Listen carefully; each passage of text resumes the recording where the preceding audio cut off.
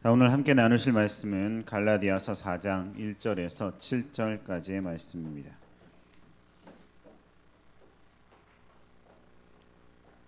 갈라디아서 4장 1절에서 7절까지 말씀입니다.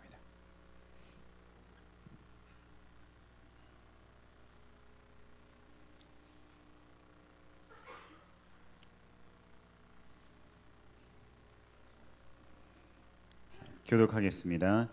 내가 또 말하노니 유업을 이을 자가 모든 것의 주인이나 어렸을 동안에는 종과 다름이 없어서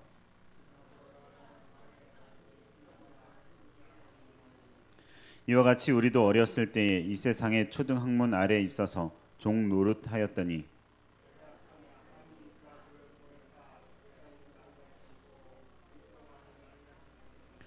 율법 아래에 있는 자들을 속량하시고 우리로 아들의 명분을 얻게 하려 하심이라.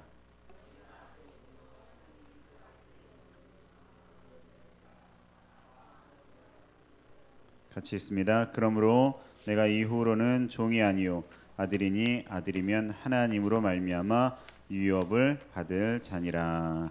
아멘. 자, 오늘 말씀 7절에 보면 같이 읽은 본문에 이후로는 종이 아니니 아들이니 아들이면 하나님으로 말미암아 유업을 받을 자다라고 말씀을 하고 있습니다.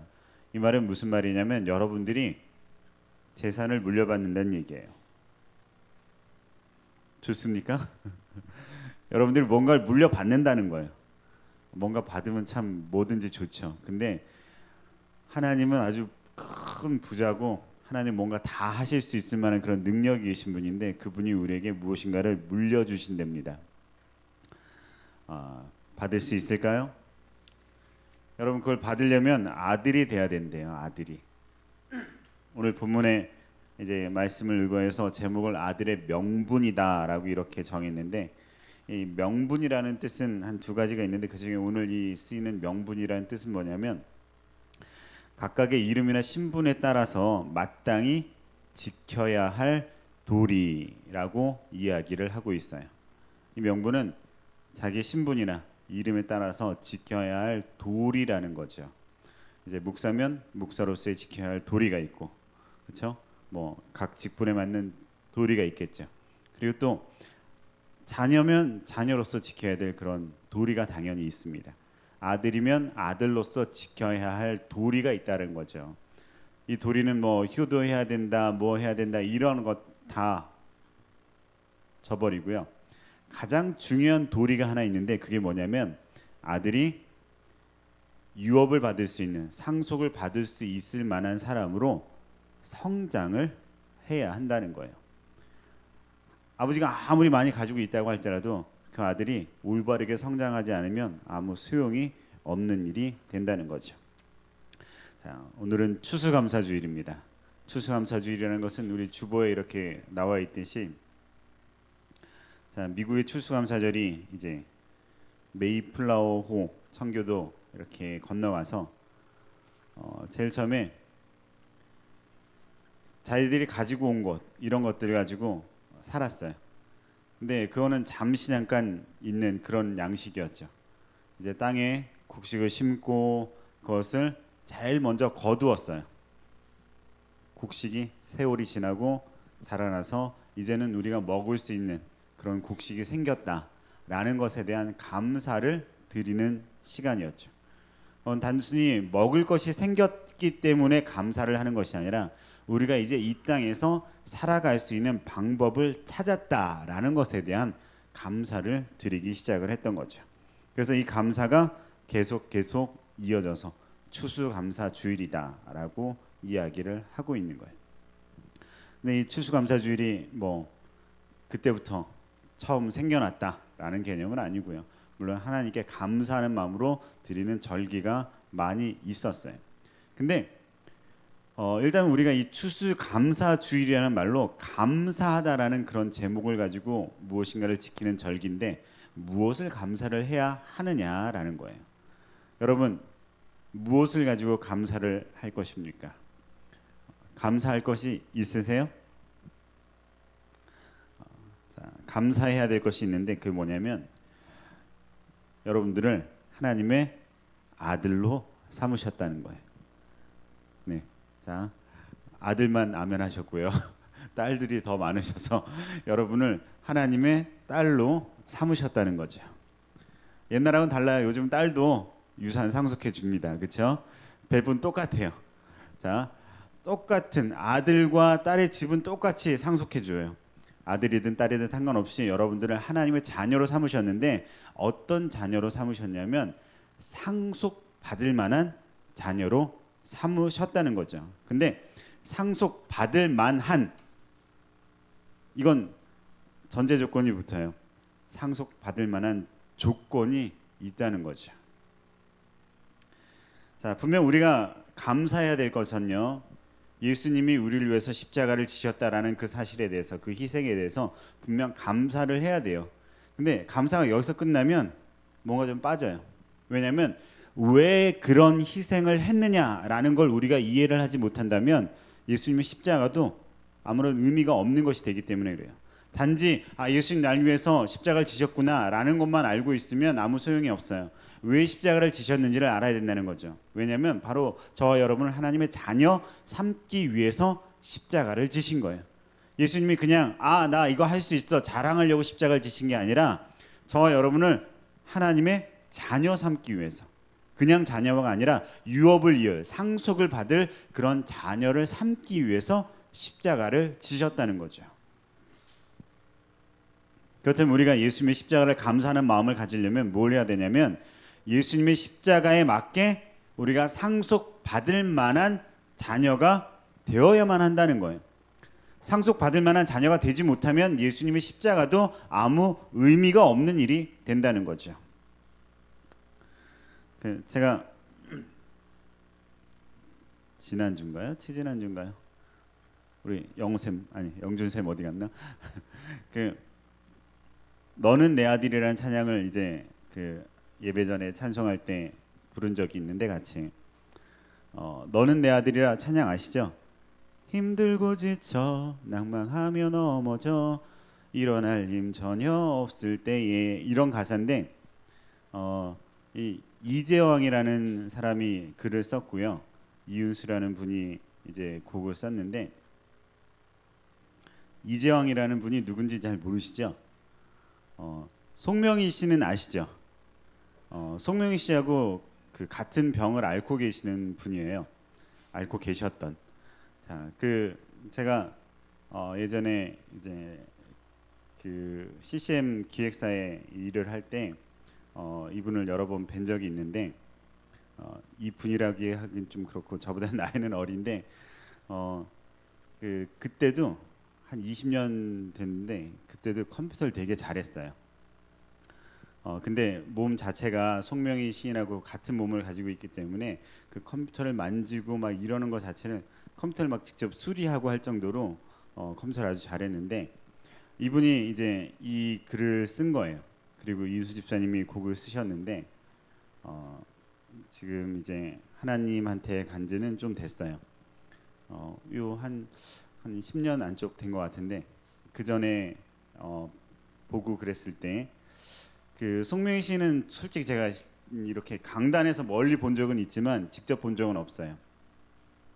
근데 이재영 씨는 직접 보고 이제 얘기 나눈 적이 있고 함께 뭐 식사도 하고 그런 적도 있는데 실질적으로 이 사람이 가지고 있는 어떤 몸이나 이런 부분 안에서 하나님을 향해 갈구하는 그런 마음들, 하지만 힘들고 지쳐 낭망하고 넘어져 일어날 일 전혀 없을 때에 하나님이 나를 부르시면서 이야기를 하셨다는 거예요. 뭐냐면 너는 나의 아들이다라고 얘기를 했다는 거죠. 이 이재영 씨는 이 아들이라는 이 마음에 이 하나님의 말씀에 깊은 감동을 얻고 하나님과의 관계성을 올바르게 정립을 했어요. 그래서 기쁜 마음으로 삶을 살았었는데 여러분들이 과연 지금 여러분이 하나님의 딸이다, 하나님의 아들이다 라고 이야기했을 때 여러분은 어떤 느낌이 있을까요? 여러분은 하나님의 딸이고 하나님의 아들입니다. 여러분에게 무슨 느낌이 있을까요? 여러분이 하나님의 아버지와 같은 마음으로 다가오시나요? 그렇지 않으면 좀 문제가 있는 거죠. 근데 그렇지 않은 이유가 있어요. 그렇지 않은 이유가 있어요. 왜냐하면 아직 우리가 올바르게 성장하지 못했기 때문에 그래요. 자, 우리가 인간은요 한 20년 정도 이렇게 자라납니다. 혹은 뭐 한 15년 정도만 자랄 때도 있는데, 중학교 고등학교 때 남자는 군대 가서도 좀 더 큰다 그래요. 근데 전 안 크더라고요. 군대 가서 자라는 건 이제 허리살만 많이 자라왔는데, 무엇인가 자라는 시기가 한 20년 정도 걸리고 나머지 생을 쭉 이렇게 살아가요. 근데 이상하게 신앙은요 1년 정도 자라면 나머지 한 60년을 그냥 그대로 가는 경우가 아주 많아요.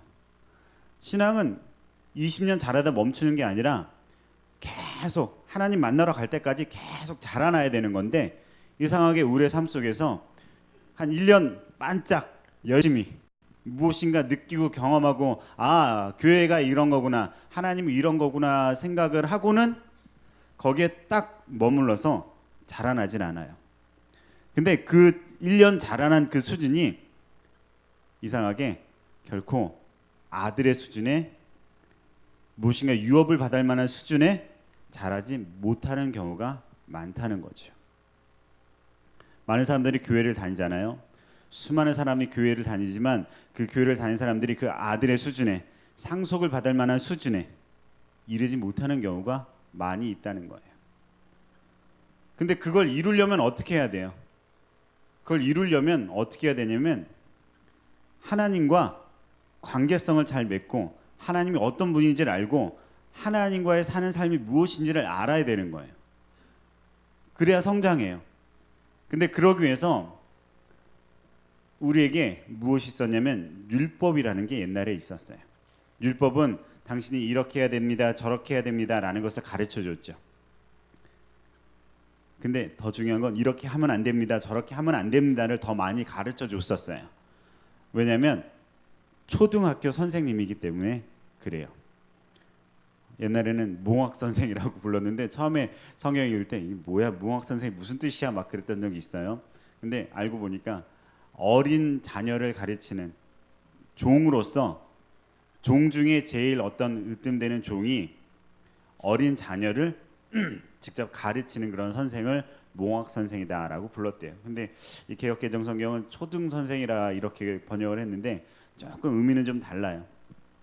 왜냐하면 옛날에 이 몽학 선생의 의미는 그 집안 안에 있는 사람이에요. 집안 안에 있어서 나중에, 지금은 현재 가르치지만 나중에 이 가르치던 아들이 자라나면 그 초등 선생을 자기의 종으로 삼을 수 있는 관계성이 있었어요. 근데 이 개역개정 성경이 초등 성경이라고 할 때는 그 관계성이 사라지는데, 옛날에 어떤 몽학 선생이 오히려 더 나은 번역이었던 것 같아요. 그리고 원래 원문에서 오히려 그런 개념이 있었고요. 뭐냐면 선생님이 지금 있어요. 하지만 그 선생님이 지금 가르치면서 이건 하면 안 됩니다, 저건 하면 안 됩니다 얘기하지만, 나중에 이 아들이 자라나고 난 뒤에는 그 종한테 아들이 당신 이거 해라 저거 해라 할 수 있는 그런 관계성이 있다는 거죠. 율법이라는 것이 그런 거예요. 아들의 어린 그 시절에는 당신 이거 하면 안 됩니다, 저거 하면 안 됩니다 이야기하지만, 아들이 올바로 성장하고 올바로 유업을 받고 하나님의 상속자로 진정한 자리를 찾으면 그 율법도 하나님이 원하는 그런 마음으로 움직일 수 있는 그런 상황이 될 수 있다는 거죠. 근데 우리에게 그런 초등 선생 같은, 몽학 선생 같은 사람이 있어요. 그게 누구예요? 저예요.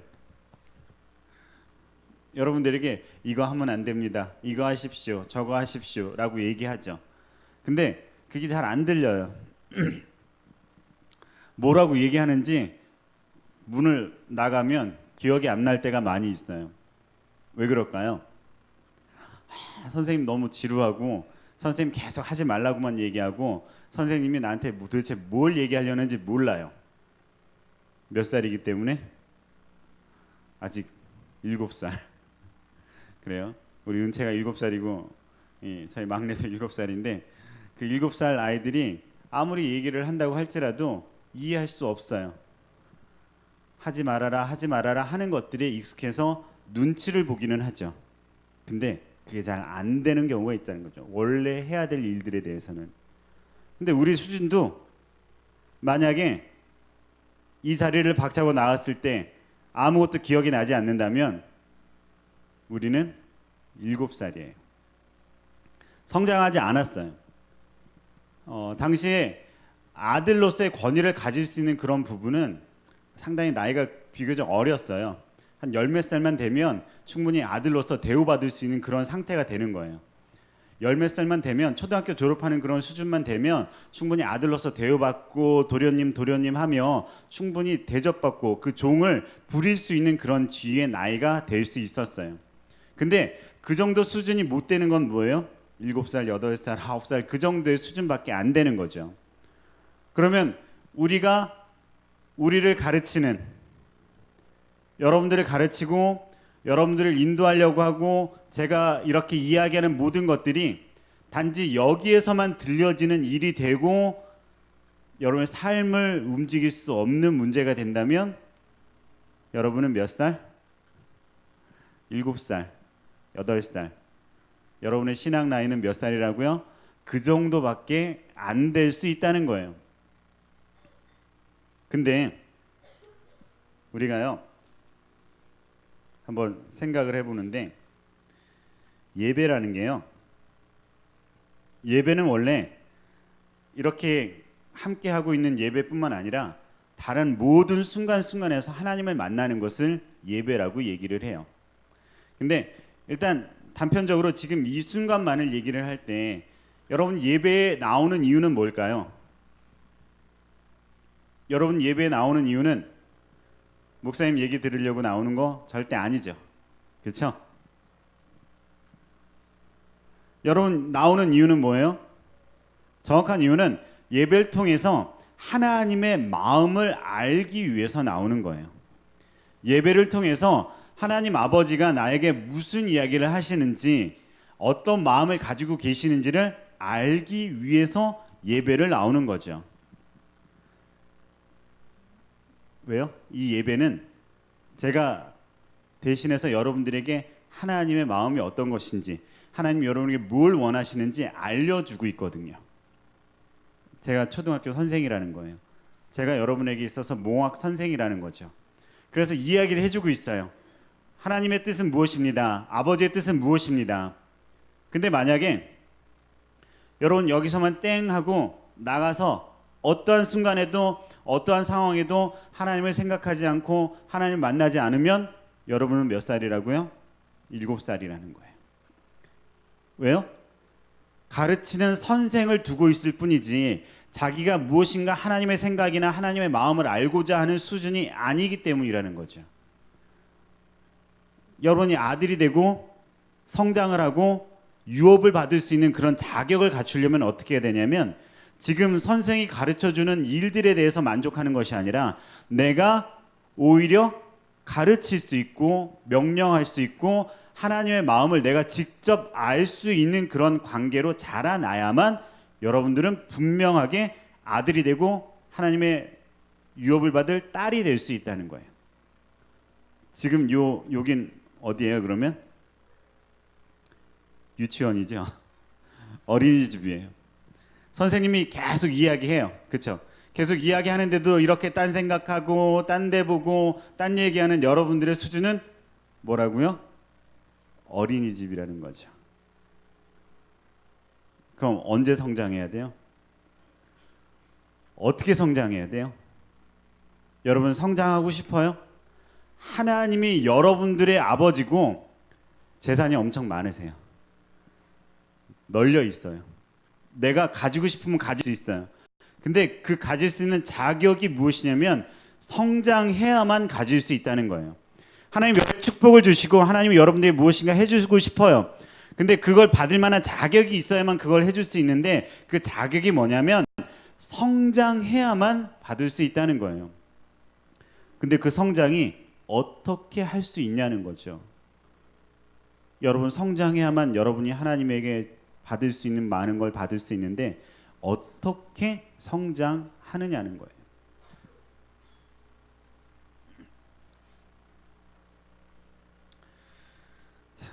예배의 주인은 누구십니까? 우리 한번 대답해 주세요. 예배의 주인은 누구세요? 목사님 아니에요. 예배의 주인은 하나님이에요. 근데 하나님은 누구예요?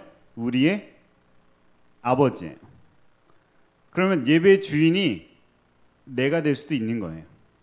왜냐하면 아버지의 것이 내 것으로 이어질 수 있는 거기 때문에 이 예배의 주인은 바로 제 거라는 거죠. 오늘도 어김없이 군대 얘기 하나 해야겠는데, 자, 군대 군종을 원래는 가야 되는데 못 갔어요.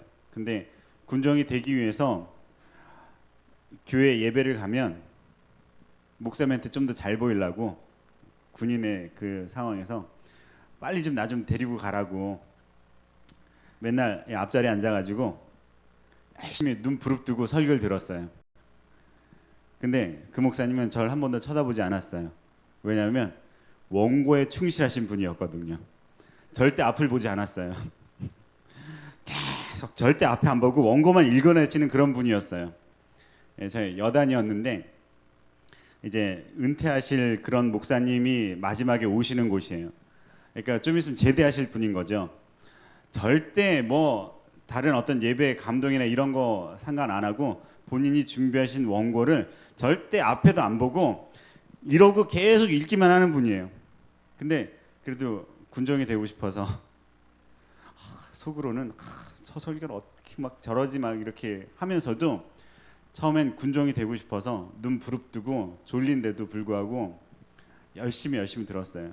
근데 안 보시더라고요. 나중에 실망을 많이 한 거예요. 이 교회를 내가 갖고 싶어서 교회 가서 일을 하고 싶어서 내가 군종으로서 이 교회 안에서 뭔가를 하고 싶어서 열심히 눈을 부릅뜨고 했는데 결과가 별로 안 좋았어요. 근데 나중에 내가 포기하고 이 정말 군종 안 돼 그런 상황이 결론을 만들었어요. 마음속으로. 근데 그때부터 예배를 드릴 때 내가 군종이 되겠다는 그런 마음이 아니라 하나님의 말씀을 그래도 한 가지라도 건져야겠구나라는 마음을 가지고 내가 원하는 그런 마음을 가졌어요. 그랬더니 이러고 계속 원고만 있는 그 설교 안에서 하나님이 나에게 주시는 말씀들을 하나씩 두 개씩 얻어가기 시작한 거예요. 예배 안에서 관계성이 생긴 거죠. 목사님하고 관계성이 생긴 게 아니에요. 제가 여러분들과 관계성이 생기길 원하고는 있지만 절대 저하고만 관계성이 생기면 아무 소용이 없어요. 예배 가운데 하나님이 주시는 말씀과 내가 관계성이 생겨야만 성장하는 거죠. 전 그렇게 군대에서 성장을 하기 시작했어요. 그러면서 하나님 말씀을 듣기 시작했고 하나님 들었을 때 내 삶에 내 지금 현재 군 생활에 어떻게 흘러가고 있는지를 알게 되었던 경험이 있어요. 근데 지금 우리가 많은 순간에 분명 예배를 드리죠. 하지만 그 예배 가운데 앞에서 이야기하는 사람과의 관계성을 가지고 예배를 드리면요, 나가고 나면 아무것도 기억나지 않아요. 하지만 이 자리가 어떤 자리예요? 하나님이 주인이신 자리지만 내가 주인일 수도 있는 자리예요. 그래서 주인으로서 뭘 생각해야 돼요? 예배 시간에 목사님 오늘 좀 헤매는 것 같아 생각해도 돼요. 목사님 좀 저 말씀 가운데 이거 좀 별로 잘 이해가 안 되는데 생각해도 돼요. 왜요? 여러분이 주인이니까. 여러분이 주인이니까 선생을 평가할 수 있어요. 여러분이 주인이니까 이 예배 준비된 것들을 평가할 수 있어요. 여러분이 주인이니까 이 예배 속에 전해지는 찬양이나 말씀이나 기도 가운데 있는 모든 것들을 여러분이 평가할 수 있어요. 여러분이 주인이니까. 평가해야만 여러분 그 안에서 좋은 것과 나쁜 것과 내가 가져가야 할 것과 그렇지 않은 것을 깨달을 수 있거든요. 근데 여러분 그러려고 앉아있는 게 아니라 그냥 구경하려고 가만히 앉아있다가 끝났구나 하고 가면요, 여러분 이곳에 주인이 될 수도 없을 뿐만 아니라 하나님과의 관계성도 가질 수 없을 뿐만 아니라 성장할 수도 없는 거죠. 성장하지 못하면 뭘 못한다고요? 유업을, 상속을 받지 못한다는 거예요. 상속을 받지 못한다는 의미가 지금은 그냥 간단하게 들릴 수도 있어요. 하지만요, 이 상속은요, 하나님의 나라를 상속받는 것을 이야기를 하는데, 하나님의 나라를 상속받지 못한다는 게 무슨 뜻인지 알아요? 구원을 받지도 못할 수 있다는 얘기예요. 하나님 나라를 상속받지 못한다는 얘기는 내가 천국에 갈 수 없을지도 모른다는 얘기죠. 결론을 얘기하자면 성장하지 못하면 여러분은 결코 하나님의 나라를 받을 수 없을 수도 있다는 거예요. 성장하지 않으면 지금 초등학교 다니는 그 수준에서 예배를 그냥 왔다 갔다만 하다가 아무런 소득이 없는 그런 신앙생활을 하게 될 수도 있다는 거예요. 하지만 내가 주인이라는 생각을 가지고요, 이 예배 안에서 관계성을 가지면요, 무엇 하나라도 건지지 않을 게 없어요. 생각하지 않을 수 없고요, 생각하면 당연히 나에게 남는 게 있고요, 남는 게 있으면 나는 성장할 수 있다는 거죠. 우리가 무엇인가 사람 밑에서 일하는 거하고 주인이 돼서 일하는 거하고는 차이가 참 많아요. 사람이 밑에서 일하면 뭐 하나 떨어진 거 이런 거 절대 신경 안 쓰죠.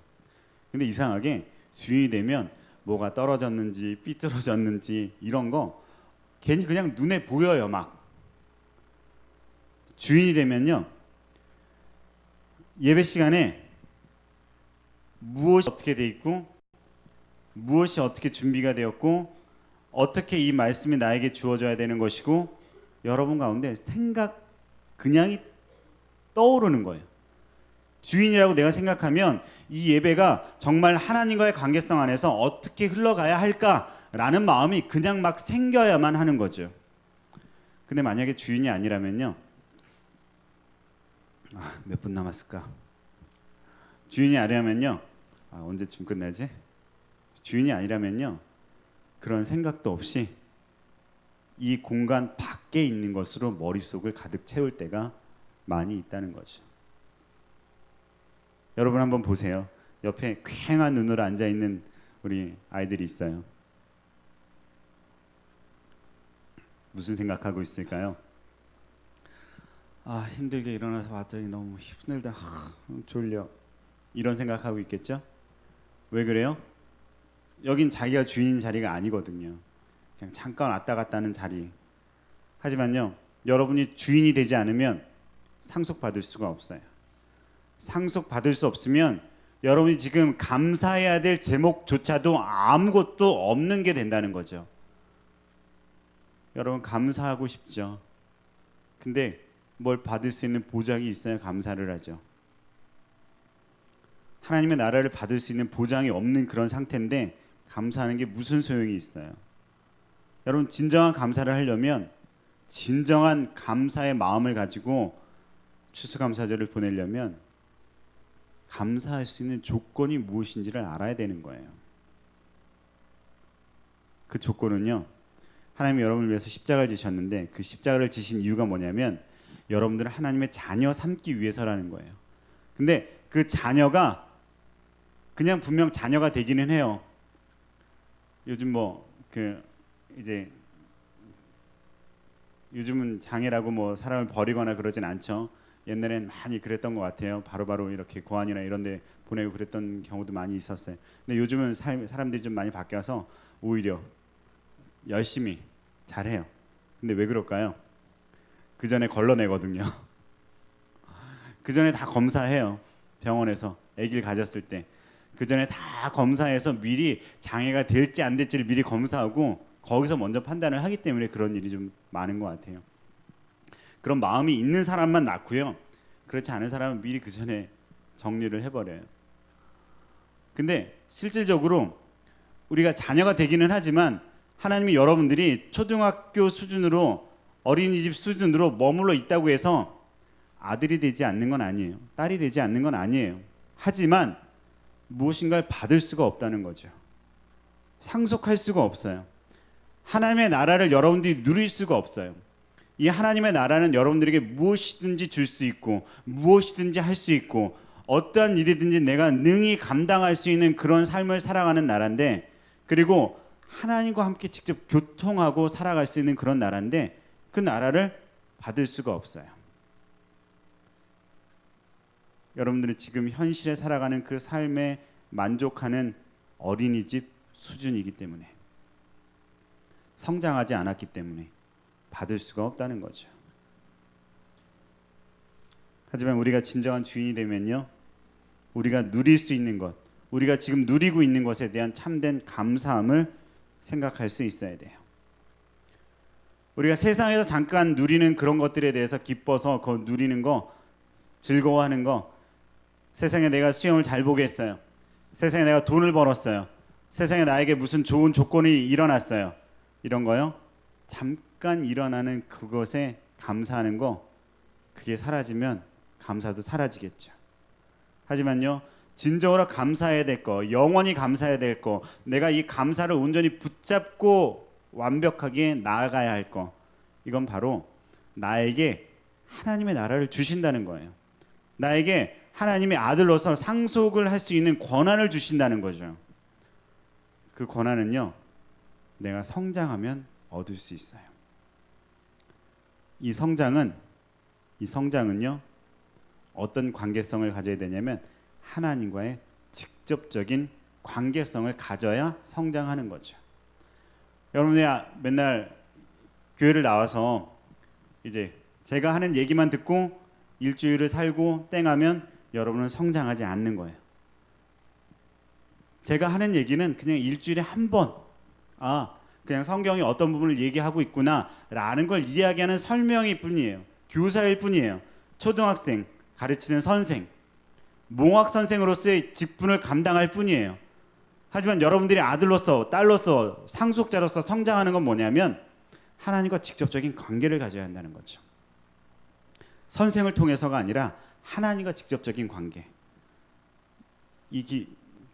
교회를 나가고 나서 하나님 오늘 어땠군요, 어쩌고 저쩌고 하나님하고 얘기할 수 있어야 되고요.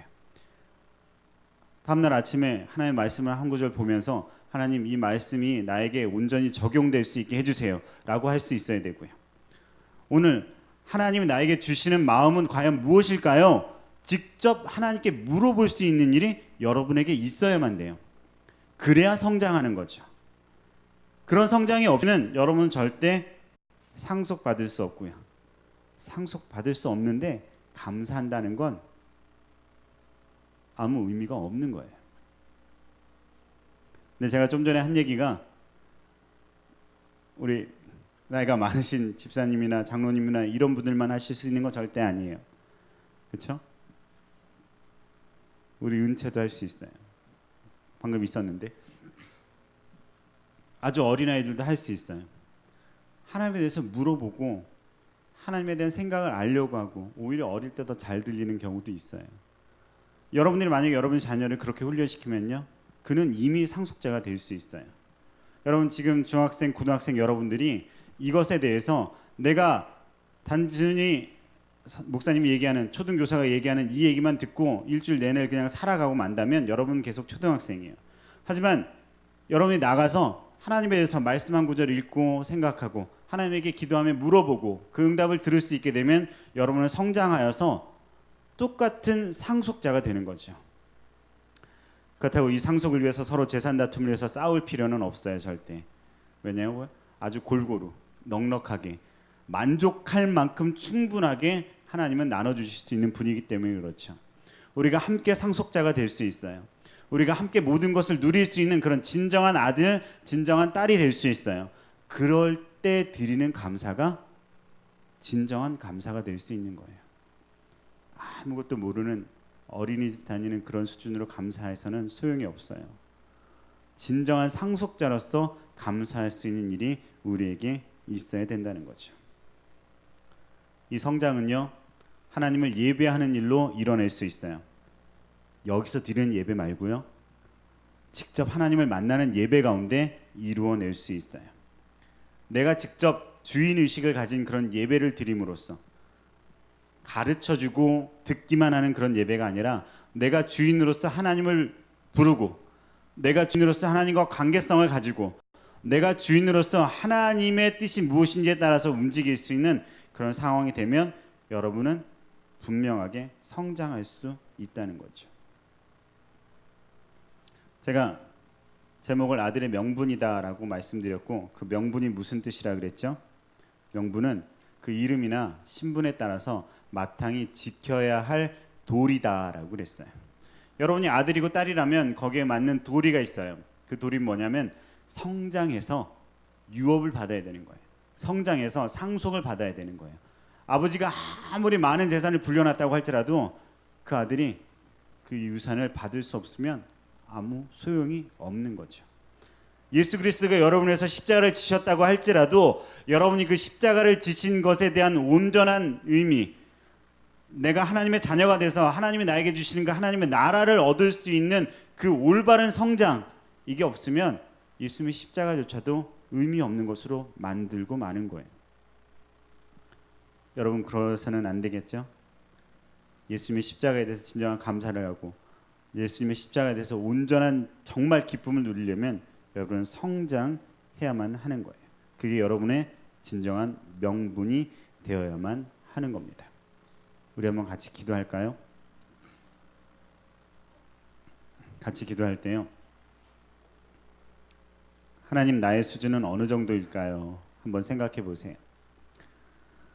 아직 어린 아이와 같이 그냥 주어지는 말씀과 그냥 보여지는 것들에만 집중하고 있는지, 아니면 내가 직접 하나님을 만나려고 노력하고 내가 직접 하나님과 관계하려고 노력하고 내가 계속 매일매일 성장하고 있는지 한번 뒤돌아봤으면 좋겠어요.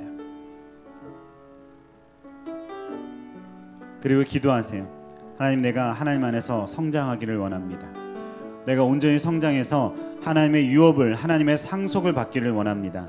그래서 하나님이 주는 그 넓은 것, 하나님이 주신 그 많은 것, 하나님이 주시는 그 놀라운 것들을 내가 누리며 살기를 원합니다. 예수 그리스도의 십자가의 지심으로 우리가 가질 수 있는 놀라운 하나님 나라의 주인이 되기를 원합니다. 내가 이러한 신앙생활을 하길 원합니다. 그리고 내가 이런 신앙생활 가운데 참된 감사함으로 하나님을 만날 수 있게 되기를 원합니다.